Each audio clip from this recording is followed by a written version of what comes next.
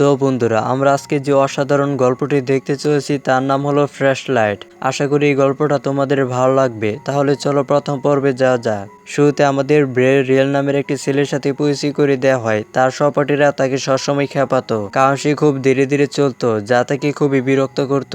সে বাড়ি ফিরে এসে তার বাবা মাকে বলল কেন সে এত ধীর। তারা তাকে বুঝালো যে তুমি কতটা ধীর তা গুরুত্বপূর্ণ নয়, গুরুত্বপূর্ণ হলো তুমি মানুষ হিসাবে কতটা ভালো। তারা তার কথাটা বুঝতে পারলো। একা রাতে বেরি যখন ঘুমাচ্ছিল, একটি প্রবল জ্বরের কারণে সে তার দৃষ্টিশক্তি হারায়। সে তার চারপাশে অদ্ভুত জিনিস দেখতে লাগলো। সে তার মায়ের চিৎকার শুনতে পেল এবং নিচে দৌড়ে গিয়ে দেখলো একটি আলোর গোলা তার মায়ের উপর পড়েছে, যা আসলে একটি বজ্রপাত ছিল।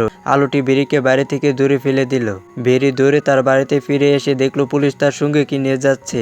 বেরি তার মায়ের বাড়িতে ছুটে গিয়ে তাকে মৃত অবস্থায় দেখতে পায়। পুলিশ বিশ্বাস করে যে বেরির ভাই তাকে হত্যা করেছে। এরপর আমাদের পিরি জেনের একটি দৃশ্য দেখানো হয়, যেখানে দোকানে মাত্র একটি ডাকাতি হয়েছে। এটি ছিল সপ্তাহে দ্বিতীয় ডাকাতি। তদন্ত করতে বেরি সেখানে ছুটে যায়।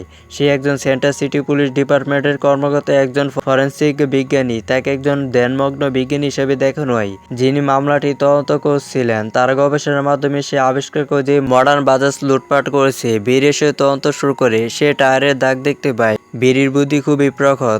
এরপর তার বন্ধু সাইরাস, যে ডিটেকটিভ জুয়ের মেয়ে, সেখানে আসে। সে তাকে বলে আমাদের ঘটনাস্থলে যেতে হবে, আমি এখানে আছি। সে বলে তোমার বাবা আমাকে অনেক কাজ দিয়েছে, তাই এখন ওইখানে যেয়ে যায়। তাকে তিনি বলেন যে মডার্ন বাজাজরা নিশ্চিতভাবে খামারে লুকিয়ে আছে, কারণ রাস্তায় আমি যে পদার্থটি পেয়েছিলাম তাতে অদ্ভুত কিছু ছিল, যা এখানকার এই ধরনের 5টি খামারে পাওয়া যায়। তাই আমি নিশ্চিত যে এই 5টি খামারের মধ্যে কোনো একটিতে চোরগুলো লুকিয়ে আছে।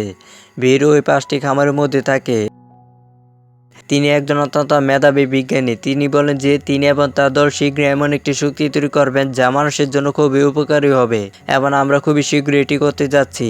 সবার কাছ থেকে অনেক তথ্য আসে। তারপর একটি মোড়ে সে মলমটি চুরি করে পালিয়ে যায়। ধৈর্য তাকে ধরার জন্য তার পিছনেই, কিন্তু সে তাকে আক্রমণ করে।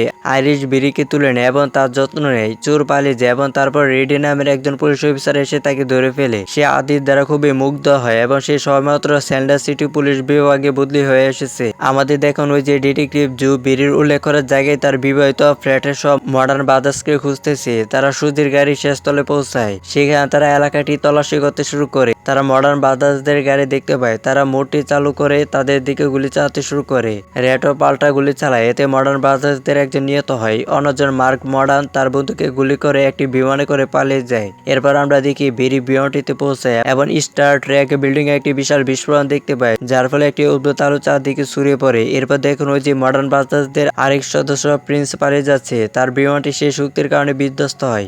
সে এই দৃশ্যটি নিজের চোখের সামনে দেখে। বেরি হঠাৎ করে এই অদ্ভুত ঘটনাগুলো একটি চক্রের মতো ঘটতে দেখে। তারপর আকাশ থেকে বজ্রপাতে বেরিকে আঘাত করে, যা তাকে পুরোপুরি স্পর্শ করে ফেলে এবং তার শ্বাসুলে বিদ্যুৎ ছড়িয়ে পড়ে এবং তার শরীর বিস্ফোরিত হতে দেখি। তার হৃদস্পন্দন উল্লেখযোগ্যভাবে বেড়ে গেছিল, তাই তাকে বৈদ্যুতিক শক দেওয়া হয়, কিন্তু সে কোমায় চলে যায়। তারপর 9 মাস পর স্টারলেটদেরকে দেখানো হয়। 9 মাস পর বেরি ঘুম থেকে ওঠে। সে চিন্তিত হয়ে পড়ে এবং তাকে জানানো হয় যে সে স্টারলেসে আছে। সে একজন জিনিয়াস এবং স্টারলেসের কাজ করত।